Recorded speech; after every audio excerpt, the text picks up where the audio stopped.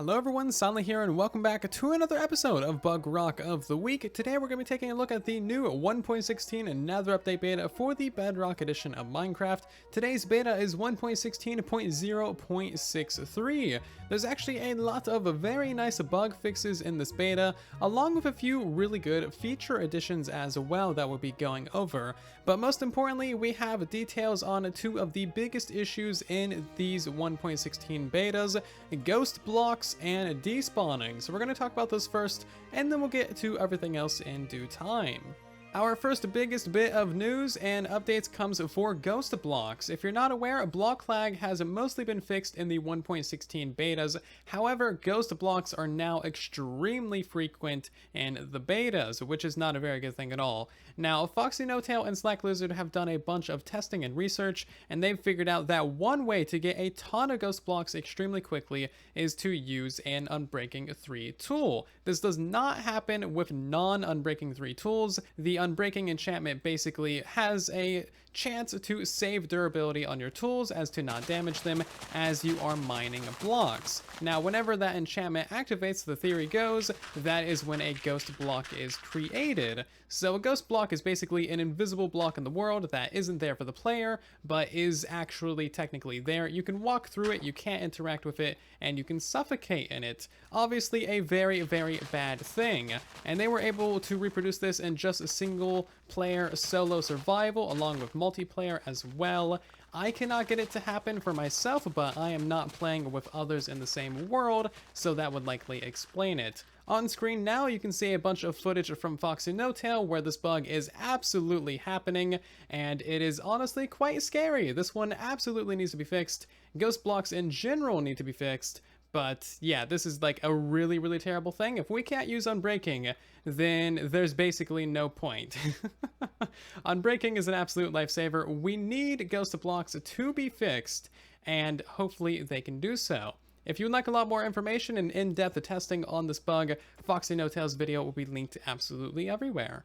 And next up, we have a little bit of clarification about the mob despawning changes made in the previous beta. So if you haven't seen that video, then definitely go watch it, because basically they've changed up how despawning will work in the Bedrock edition. It is now tied to your simulation distance. The higher your simulation distance, the larger the despawn sphere will be, and the further away mobs can be without despawning. So in that beta, they made one change that they didn't very well communicate. A lot of people thought it was a bug, a lot of people thought it was an unintentional change and or a typo, and basically the entire internet was on fire due to a miscommunication. There still hasn't been great communication since then, but we do have a tiny bit of clarification.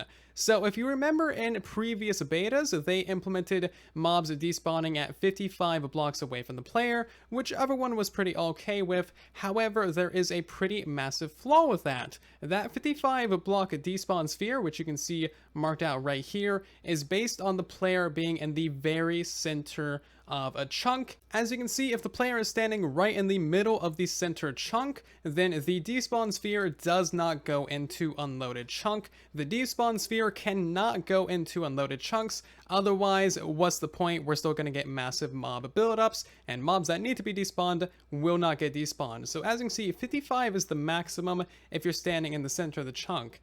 But if you're standing on the corner of a chunk, then 55 blocks is far too large. As you can see, it goes well outside of the loaded area into unloaded chunks, and this means that mobs can once again very easily walk into unloaded chunks, never be despawned, and then build up into the millions like we've had in previous updates. That is a completely flawed system.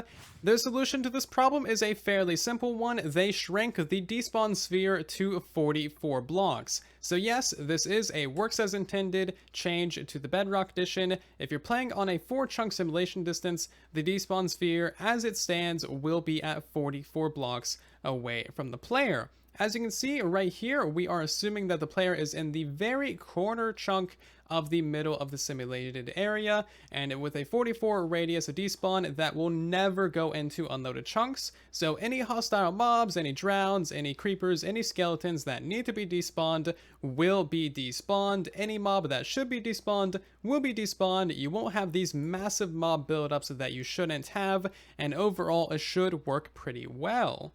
But Silent, it's gonna break literally every mob farm ever. But every mob farm ever breaks every update anyway. Name a Bedrock Edition update from the last couple years that hasn't broken a mob farm or two.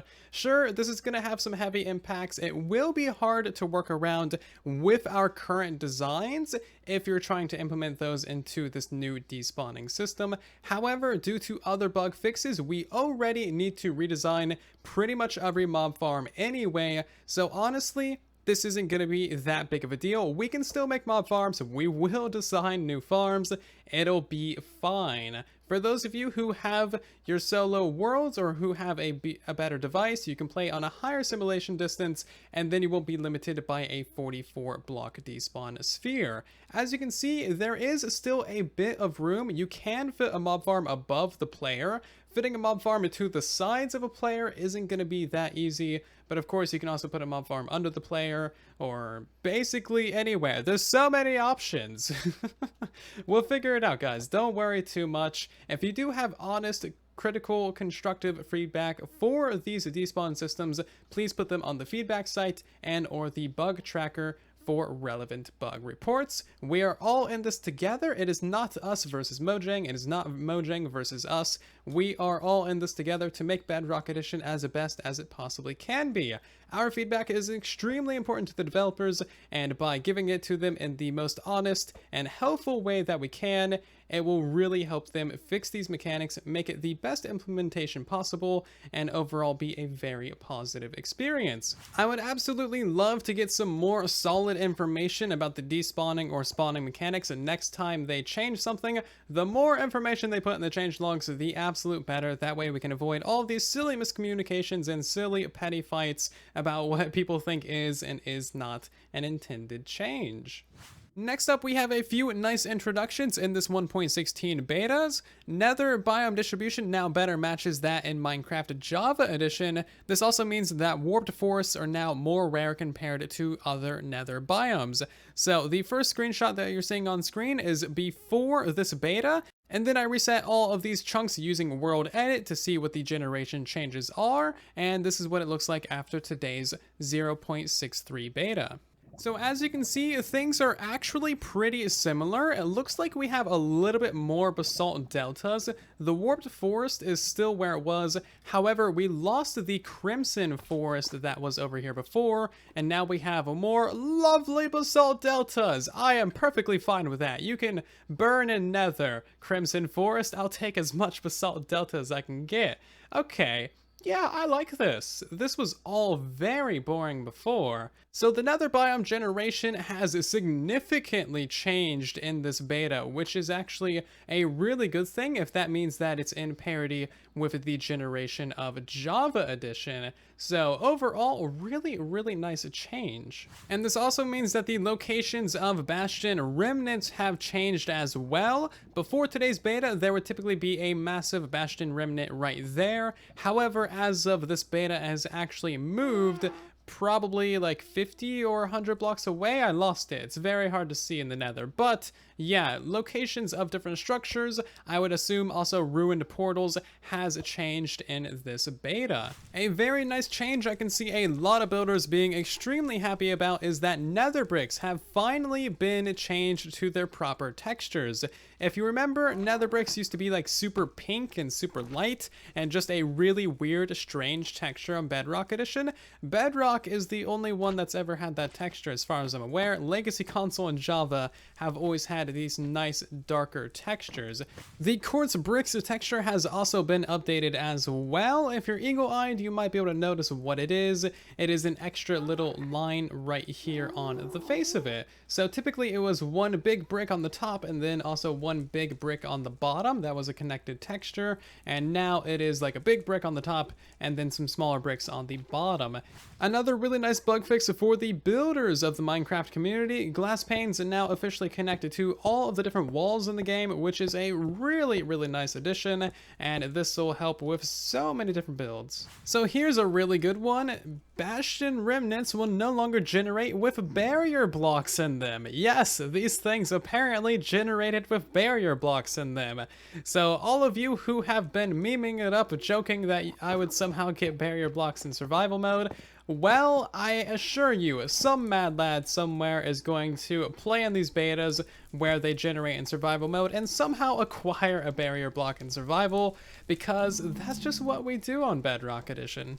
And now on to the bug fixes, of which there is many. They have fixed the very, very important bug of dying a shulker box and deleting all of its contents. So as you can see, we can put a whole bunch of items into the shulker box, dye that green, place that down, and it has all of its contents. We don't lose anything, and that is a very important bug fix.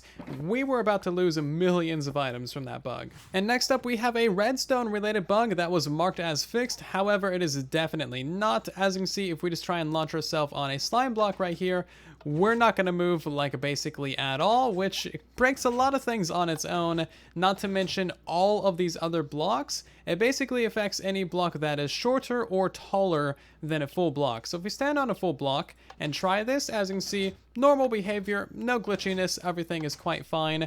But if we stand on something like a chest and then do this, you can see that we're going to fall through and then glitch out of the chest. And it actually has quite a wide variety of impacts on a variety of different machines: piston doors, hidden staircases, flying machines, different types of farms, mob farms, all kinds of different things, because, you know, sticky pistons and moving blocks is actually a really big part of the game. Anyway, this bug has not been around for a long time. It would be nice to see it get a proper fix.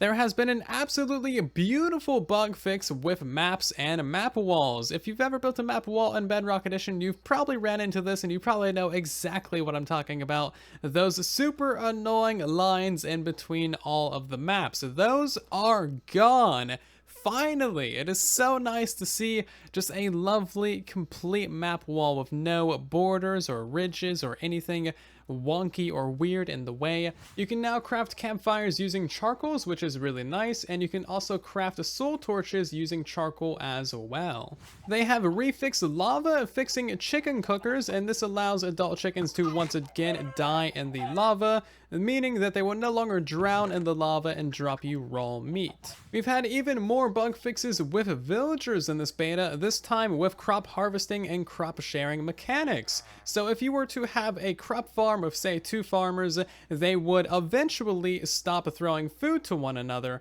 However, they will now no longer do that. So basically, they don't break, they will continuously throw food to one another if they think the other villager is hungry, and this should allow for a lot more crop farm designs to be a lot more reliable in the 1.16 betas. They've also fixed the bug where breaking warped sprouts would give you a broken spawn egg style item that you couldn't do anything with. So as you can see, breaking all these different things, we haven't gotten anything cursed, and in fact all we're getting is the warped roots because those can be broken by hand. So if you want to get the actual nether sprouts, you will need to break these things with shears, as that is the proper tool.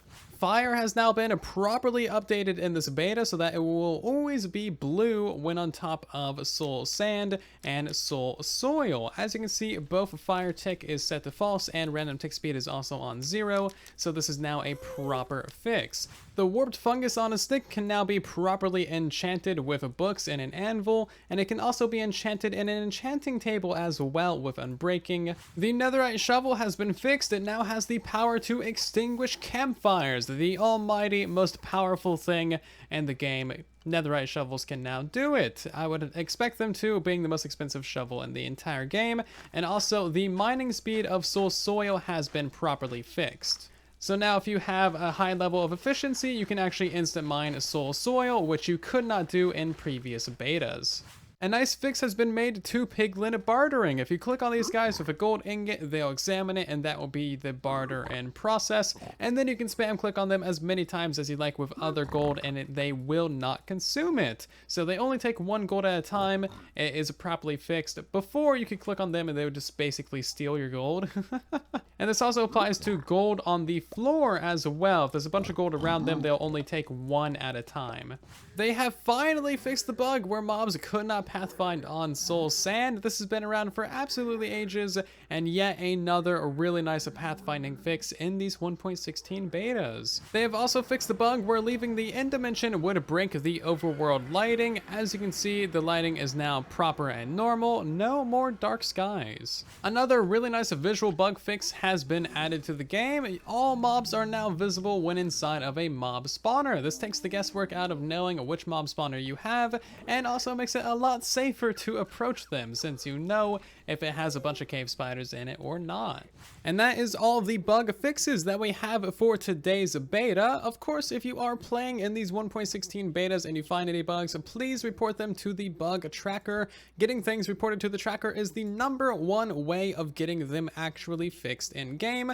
Otherwise, the developers have absolutely no idea that they exist. Also, if you find any bugs and you do report them to the tracker, feel free to send them my way as well if you feel like it should maybe be covered in a Bugrock of the Week episode. And otherwise, that is going to do it for today's video. Thank you ever so much for watching. I do hope that you have enjoyed. Of course, if you have, make sure to leave a like on the video. It helps out the video and the channel significantly. If you are new here and you want to see more videos like this in the future, then of course, make sure to subscribe. And otherwise, I'll see you all down in the comment section and in the next one. Thank you again for watching. And then there was silence.